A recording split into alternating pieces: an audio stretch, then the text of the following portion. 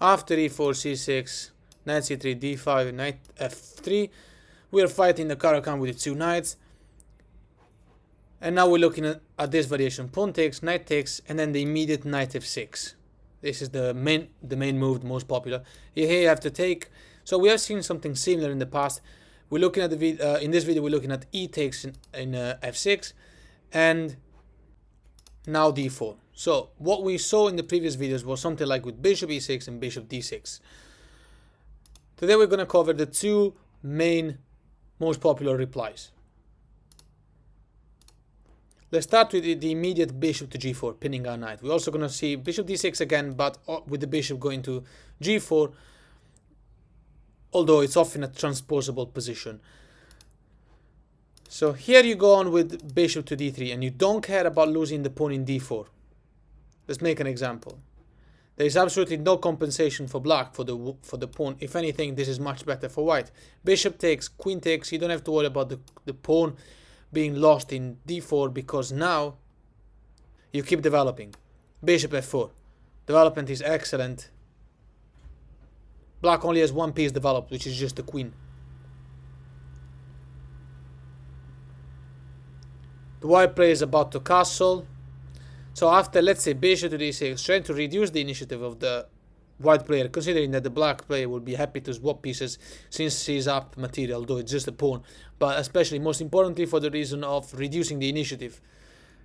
Here we happily swap, and now we long castle.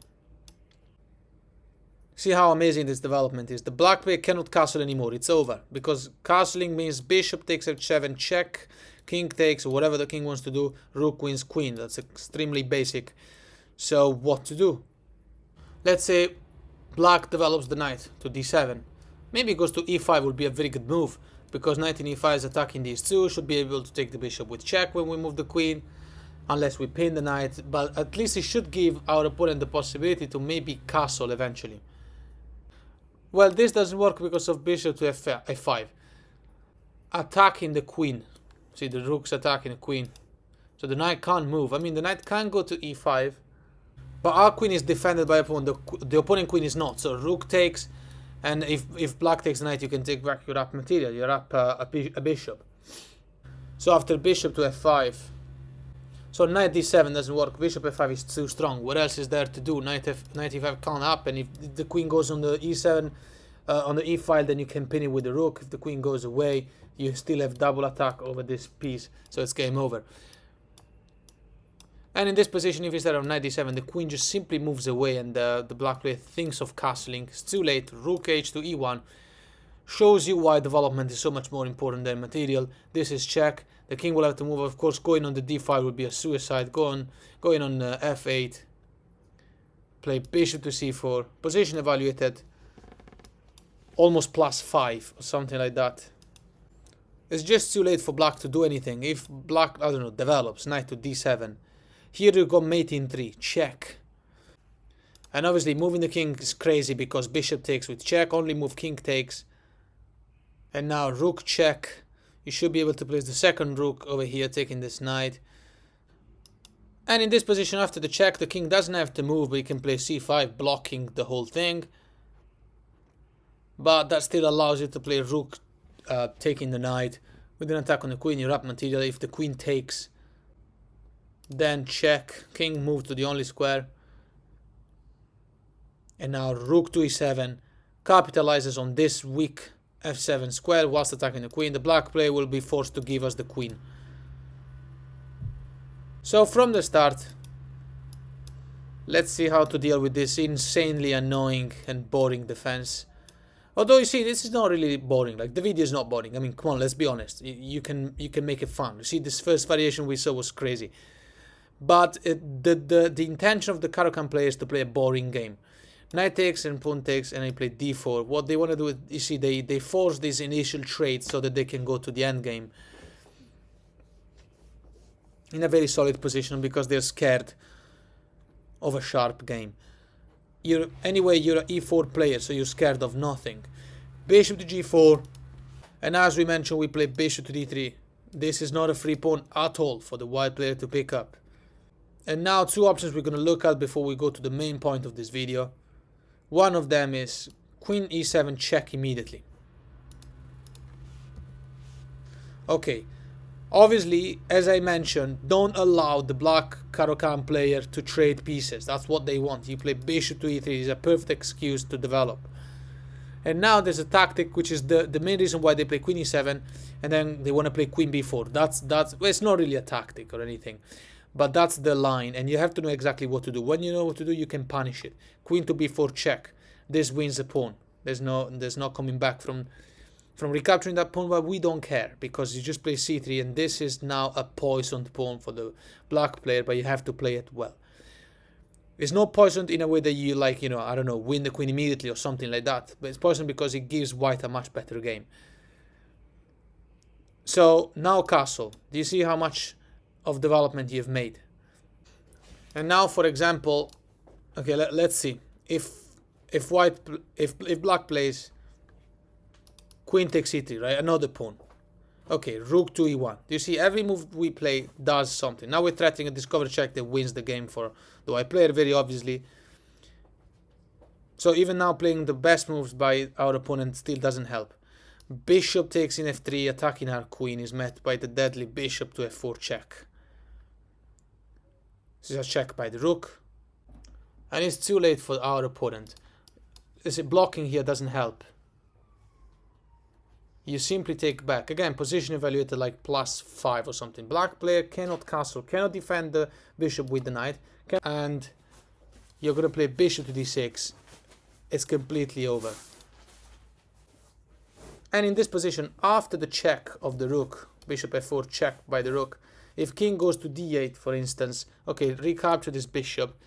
And again, you play to win this because there's no coming back. Development is fantastic. After d5 and opening the files for the rooks. Again, position, I don't remember here, maybe evaluated +5, something like that. Playing best moves, bishop to b4, maybe trying to get this speed up the development. Or maybe taking 2 rooks for the queen and carrying on.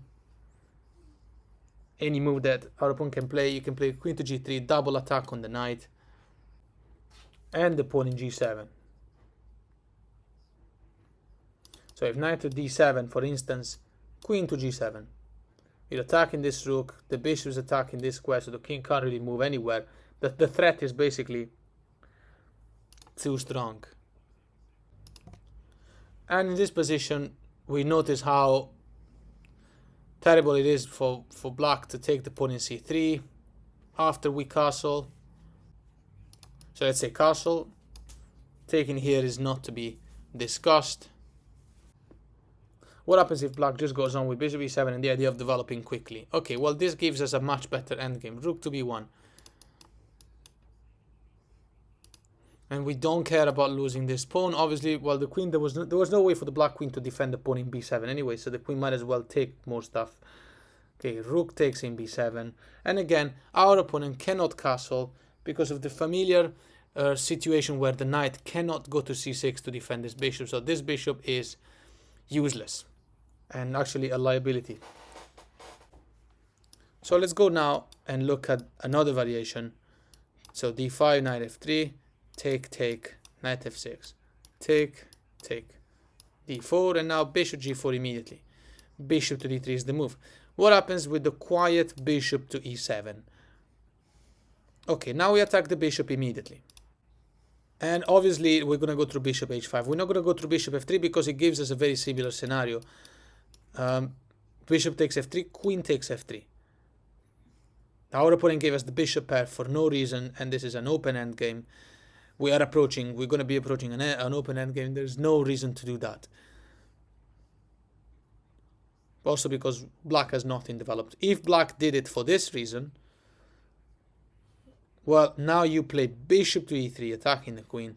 The queen went for the pawn, so the queen will have to move again when we are developing. If the queen goes for another pawn, castle, with a very similar situation as before. Rook b1 is a threat of putting the rook on this file.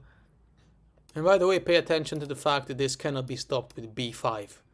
Because you might wonder, okay, the queen now is here and our opponent gets to win with the advantage of 2 pawns. White now wins with rook to e1. And now black is it's too late to castle, simply because queen e4 shows you the importance of development. Here's a tactic. You're attacking the bishop while threatening mate. So in this position, after h3, we're not going to go through bishop takes, bishop h5 rather. Okay, c3 comes now. We gotta defend these pawns because our opponent is approaching a proper end of development. Is about the castle, play knight d7. In that case, we really don't need to lose a central pawn. So castle, white plays now queen to c2, thematic move. You have double attack over h7, so you should be winning a pawn. If black takes your knight, you could take a pawn first and then recapture. And obviously it would be great to take with the pawn here, because then you play rook to g1, your king is safe. And look at these two bishops, they are extremely powerful, as they usually are. Why did I make this arrow here? Yeah, they usually are. And then you can castle alongside. Our opponent doesn't have the bishop pair anymore. It's extremely pleasant to play. So bishop g6 is the more sensible move. I always get confused between sensible and sensitive, but definitely sensible is what I mean, I hope. Castle. And now bishop obviously taking in d3. This is a deadly bishop, the light square bishop attacking this h7 square. So, especially because the black knight in f6 is gone from f6, it will not be defending h7, therefore h7 is a weakness for black. Usually black Caro-Kann player, they will play this type of move. Rook, e8, knight d7, knight f8, and leave the knight in f8 forever to defend that square. Because as I said already in past occasions, and as I will repeat it now, people who play the Caro-Kann hate you and hate life. Queen takes back in d3, rook to e8, rook to d1. The game has gone to, well, black has been playing the most solid moves in this variation, so obviously the game is now more boring and more stable, and there are not the same crazy tactics that we've been watching since the beginning of this video. Now knight to d7 developing, and now bishop to e3 developing. And we're going to look at this move now, knight to b6. Again, our opponent doesn't need to play the knight f8 variation. We're going to look at that later on. Knight to b6 now. The idea to go to the tempting d5 square. Okay, c4 stops that from happening. It's important to do that, and also because remember, one of the strengths of white against the Caro-Kann is, as we've seen in previous videos, make sure you watch those videos before you watch this one.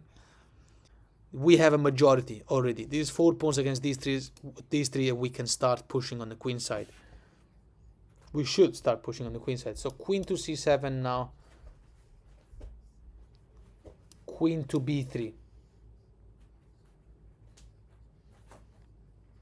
Obviously, this is an important move. Queen to b3 kind of stops the knight and the queen from having enough mobility, because if they ever move, you're going to have pressure on b7, and you're exploiting the pawn in b5 to in c4 to attack b5 further. That means that b5 cannot happen by black. Also, it's preparing the fact that black will play rook d8 at some point. Well, so let's go on. Rook a to e8, rook a to c1. How to take this endgame, how to play and convert this into a winning endgame. Okay. The key move is to, the key way to win this game, if black were to successfully find a way to swap everything and go through a very boring game, the key will be in the majority that we have against minority, and we're going to have to play the final move, d5. So the queen, the rook, they're all contributing, the pawn, to the d5 push. Our opponent doesn't want us to do it, but we're going to do it anyway. Let me show you why. Bishop to f8 now. There was nowhere to go for the bishop on this diagonal. Wants to stay in f8, potentially fianchetto. And also, most importantly, allow the rook to have more influence. Okay, d5 comes. Take, take. No coming back. There's an attack on the queen, so the queen moves to d6. In order to still keep protecting this knight, because this knight is attacked twice. Do you see how the situation is falling apart for black? Bishop to c5. Forces the queen away from that square. So queen to f4 now, best move. d6 comes. And that's our major strength in this game. That passed pawn. Now, don't get me wrong, it's not like you have like a huge advantage or anything, but you're basically now heading to a better endgame. And we've basically played against black playing the absolute best moves in this variation, and it still gives white the better chances. Our idea now for the white player is to have a crashing material, a winning advantage with bishop takes knight. That's the best move. That it should win your pawn, you should be able to allow your queen to support this pawn, and potentially put the rook on the 7 rank. Black's best move is rook to d7. Obviously, because if black could move the knight, then we will go to b7. Rook to d7. Now our best move is still to take this knight. And after the pawn takes back, rook to c4 is the nice intermediate move that reduces the queen capacity to defend the pawn in d6, because now she will have to go to a square where she's no longer defending that pawn. Queen to f5, and now rook to c7, rook to d8, knight to d4. Nothing stops the knight from going to b5 next move. So, well, the queen will have to move. So let's say queen a5 defending the pawn in b6, which was attacked twice by our queen, and then we could have taken also in b7. Knight to b5 comes now with the idea of playing position evaluated +3 or something like that. The engine plays move like g4, king to g2, and a4 now, exploiting the fact that black cannot make a single move without losing the game, right? Any move that black does will compromise the position. So you just leave everything exactly like that.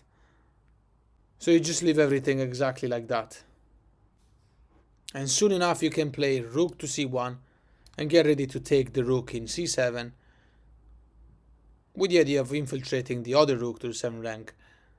And this pass pawn is the winner of the game. So from the start, we're going to look at another variation. Okay, take, knight f6, take, d4, and now we're looking at bishop to d6 move. The idea is still the bishop g4 idea, but with the capacity to castle straight away. So let's see if the black player gets to get out of trouble with this move. We play the usual bishop to d3, and after bishop to g4, and now after castle. Two options here. One of them, bishop g4, the whole point of the video, the move we're looking at the most. The other one is the immediate rook to e8. Now, let's make it clear that if black plays rook to e8 immediately, in this position, play h3 straight away. Avoid the pin. Now black will have to go on. Let's see. Okay, so there's nowhere really to go that makes sense. If black were to play something like bishop e6, make sure you go and watch the other video that I made about the bishop e6 setup, and learn as much as you can from there. If black plays knight to d7, now white plays c4. And we don't have to worry about that knight going anywhere. So let's look at knight f8, the idea of defending this square in h7, because we still have our light square bishop that cannot be challenged by this light square bishop during this specific variation. White goes on with bishop to d2. So now let's go on with two moves, and then we'll start again from the bishop to g4 move. So if black goes on with, let's say, bishop to e6, developing, there's nowhere else that the bishop can go to. None of these squares is safe. So bishop developed, rook to e1, queen to d7. This is something that you might have seen already if you play the two knights against the Caro-Kann. And so if you're studying this one, if you're following this channel, then try to understand. This is extremely annoying when it happens, and I used to lose so many games because of this, until I understood that there was nothing to fear. In fact, white's best move now is a4, the thematic move to stop b5. And we don't care about this move. Bishop takes in h3. Fine, take. And now bishop to f1 attacks the queen. The queen has to move. And that's it. We're just going to place the bishop in fianchetto. Black's idea would be rook to take. The rook with check. It's not with check. But you cannot take with the queen, because then your knight falls and you're in trouble. You have to take with the bishop. That's it. Nothing to fear here. Queen check. Just fianchetto the bishop. That's it. There's absolutely no compensation. So don't panic where that happens. So in this position, instead of bishop e6, let's see what happens if black develops knight to e6. This is also another popular move. Okay, queen to c2. And we're going for this. Remember, when the knight leaves the square f8, just go for this weakness in h7 because black doesn't have the knight in f6. g6, stop that from happening. Rook f to e1. And after black playing knight to f4, attacking this bishop, placing the knight in a really good square, everything is defended. We go on with rook check. Queen takes back. Rook e1 attacking the queen. Our opponent will have to prioritize that. Queen to d8. Bishop to f1 now. We have to save the bishop pair. That's why we played bishop h. It looks like this is going to go well now for black, but actually not. Bishop to f5 now developing, attacking the queen. Queen to b3, thematic move, attacking b7, and after queen to c7, it looks like the black players achieved a very, very fine position. Got the bishop pair, no apparent weaknesses except the majority against the minority, but it looks like the development is smooth. But it's just too late now because c5 is the thematic move that ends the initiative of our opponent. The bishop has to move, so bishop to f8 or e7. Well, let's say f8 for instance, so that the bishop will have somewhere more meaningful to go to afterwards. Let's say maybe in fianchetto. Bishop takes, queen b7 gives white too much advantage. So let's go one more time from the start so that we can close this video. Okay, take, knight f6, take, d4, early bishop d6, usual way to develop bishop d3, and after castle, earlier we went to rook e8, what happens after bishop g4? So we didn't make it in time to play h3, but we don't care. Rook to e1. Okay, so how to respond now? Three options we're going to look at. Knight d7, rook e8, or the bishop to c7. So let's start with rook e8 now. Okay, immediately take the rook. Queen takes back. And now bishop to d2. Obviously, because our opponent is threatening to take here, take back, and then there's a check. And it's pretty annoying to meet. But anyway, bishop to d2. And after the development of the black player, knight d7, h3, attacking the bishop. It's asking a question.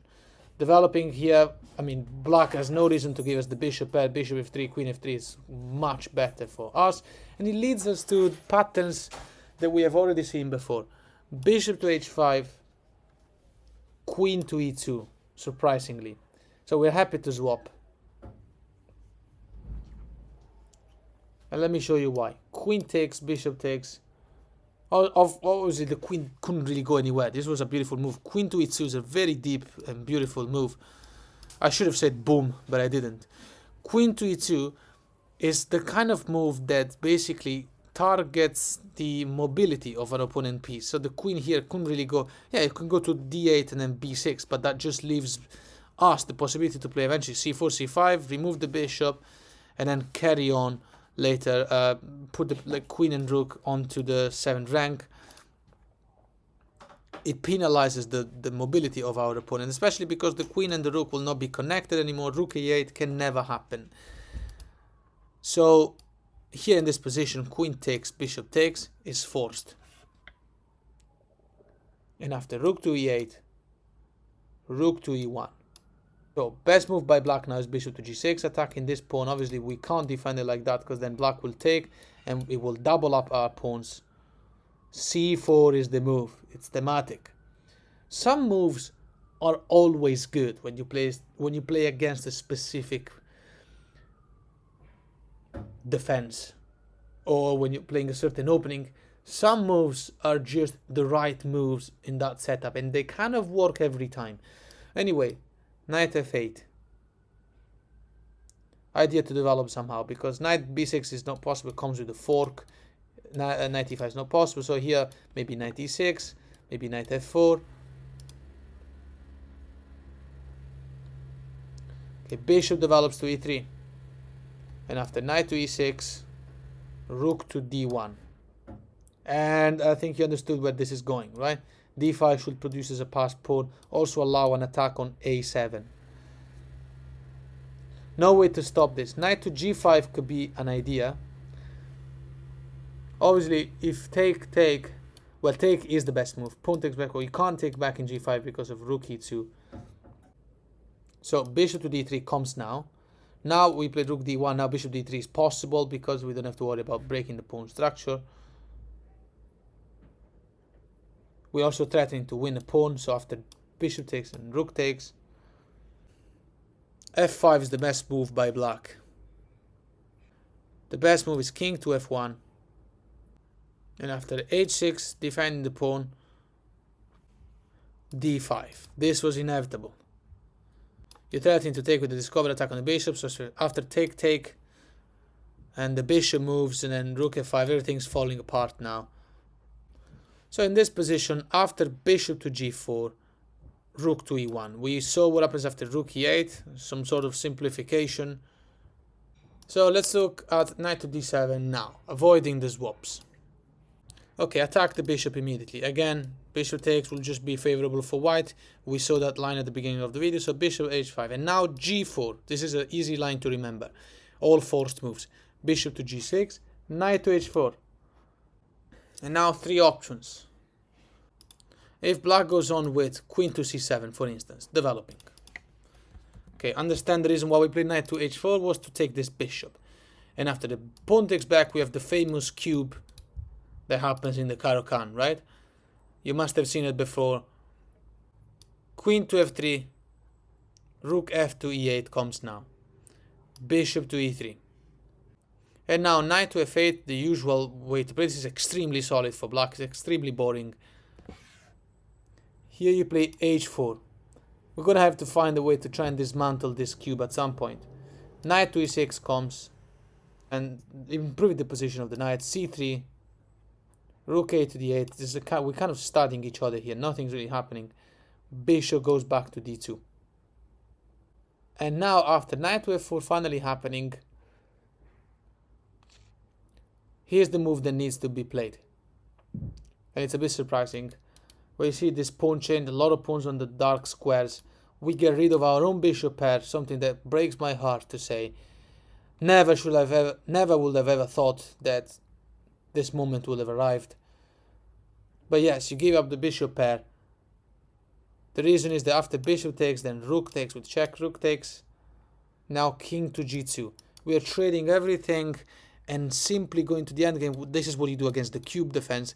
Simply going to the endgame, exploiting this majority against minority. What we want to do is swap everything and play with the extra pawn that we're going to produce, because these pawns are not able to really push and go anywhere. Let's make an example. g5, h5.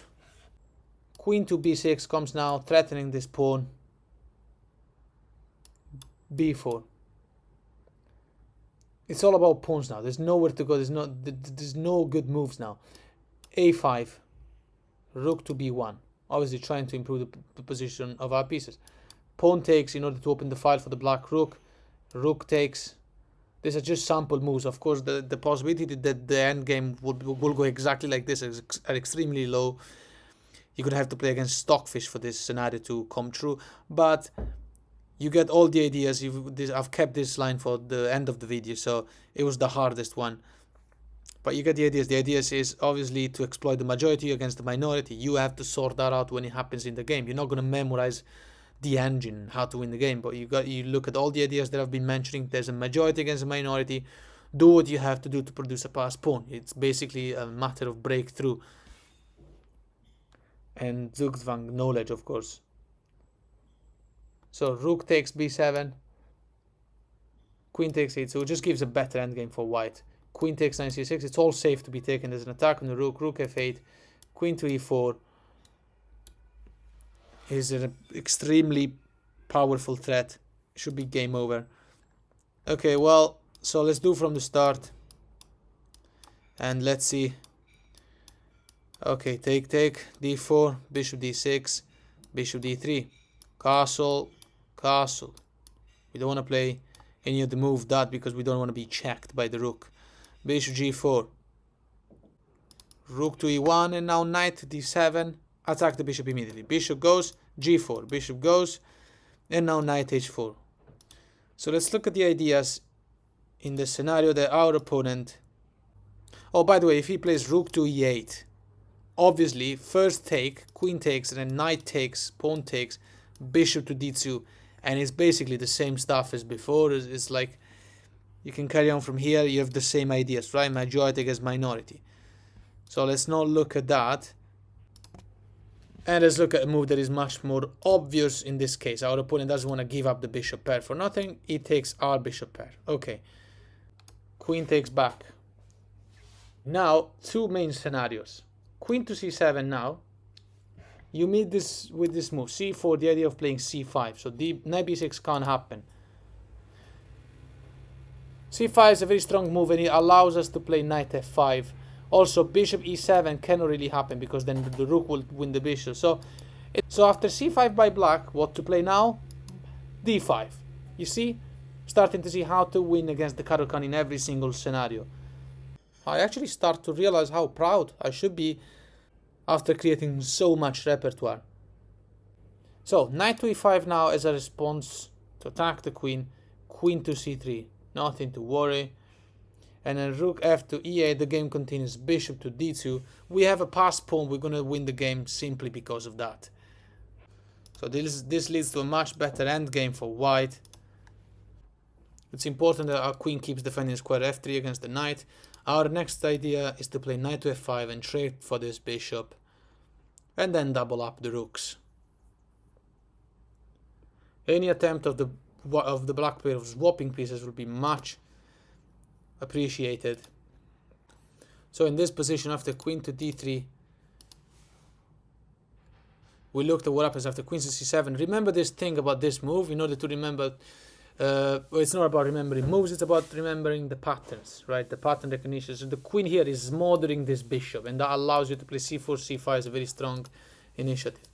So let's see what happens after rook e8. Okay, take. Queen takes. And now knight to f5 comes, surprisingly. Well, this check here does absolutely nothing. We're coming with an attack on this loose piece. If the black player just moves the bishop, you just carry on with bishop to d2. And again, you're simplifying this endgame. You're going to play rook e1. And you're going to an endgame with the majority against minority. If black plays bishop to f8 instead. Okay, well, okay, bishop d2 should have come now. g6. Rook to e1 attacking the queen. Queen to d8. The issue of mobility. Knight to h6 check. And that gives us an insanely strong bishop in h6. If king moves, king to g7 and queen to b3 attacking f7, it's extremely beautiful to play. Knight to e5 is the only move by black that stops that for that moment. Pawn takes means that our opponent will be able to take the bishop, and then our knight will be unguarded, so queen f7 doesn't work anymore. The best move is rook takes e5, obviously. Sacrificing the exchange. And that's it. Queen moving here, queen to d7 for instance, still threatening the rook. Just save the rook back to e2. If instead our opponent takes that, queen takes, king moves to the only available square, and now checkmate.